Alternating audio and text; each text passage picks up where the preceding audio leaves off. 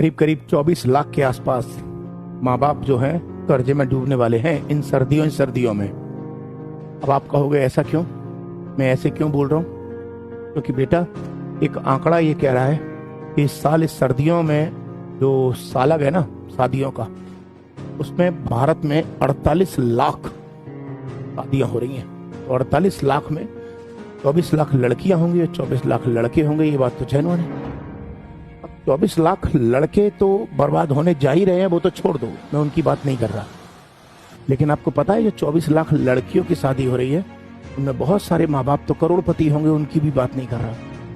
लेकिन 24 लाख में से करीब करीब 21-22 लाख के आसपास माँ बाप या तो गरीब हैं या मिडिल क्लास फैमिली से हैं। और एक मिडिल क्लास फैमिली का पिता अपनी बेटी की शादी जब करता है तो एक डाटा कहता है, बाप जब अपनी बेटी की शादी करता है तो शादी करने के बाद 3 साल तक कर्जे में रहता है। और 3 साल तक जब बाप कर्जे में रहता है और उसी शादी में जब आम आदमी जाता है तो क्या बोलता है, रोटियां ठंडी पड़ी हैं। क्या बोलता है, मटर पनीर में पनीर नहीं है। क्या बोलता है, रसगुल्ले ठंडे पड़े। क्या बोलता है कि शादी में इंतजाम अच्छा नहीं है। एक बाप अपनी बेटी की शादी करने के लिए अपनी खून पसीने की कमाई 10-10, 15-15 साल जो उसने कमाई है वो लगा देता है। और तुम जब एक वक्त की रोटी खाते हो उसकी दावत में जाकर तो उसमें नुक्स निकालते हो।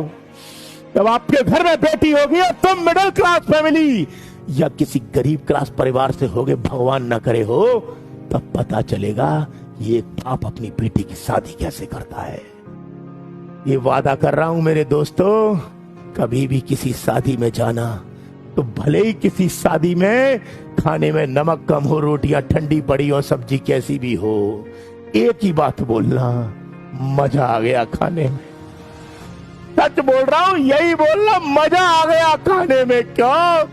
क्योंकि अगर तुमने ये बोला कि रोटियां ठंडी पड़ी है, सब्जी में नमक नहीं है, पनीर अच्छा नहीं है, और अगर ये लड़की के बाप ने सुन लिया ना तो मर जाएगा वो अंदर से। क्योंकि वो यही सोचेगा कि मैं अपनी बेटी की शादी नहीं कर पाया ठीक से। इसलिए प्लीज मेरी सभी भारतवासियों से विनती है कि भले ही किसी शादी में खाना अच्छा हो या ना हो, खाना सब अच्छा होता है यार। वो बाप नहीं खाना बनाता, वो हलवाई बनाता है। इसलिए खाने का अपमान मत करना, क्योंकि खाने का अपमान करके आप उस बाप के दिल पे छुरियां चलाओगे। इसलिए आप सबसे विनम्र विनती है कि किसी खाने का शादी में तो कम से कम अपमान मत करना। मेरी बात बुरी लगी हो तो माफ कर देना। दिमाग से नहीं बोला, दिल से बोला है। क्यों? क्योंकि मैं रोज आए दिन यही चीज है देखता हूं। जब भी शादियों में जाता हूं तो निश्चित रूप से आज की युवा पीढ़ी या आजकल के लोग कहीं ना कहीं उसमें नुक्स निकालते हैं। तो कृपया करके ऐसी एक्टिविटीज को अंजाम मत दीजिएगा। जल्द मिलूंगा, फिर मिलूंगा। तब तक के लिए आप सभी को बहुत सारा प्यार,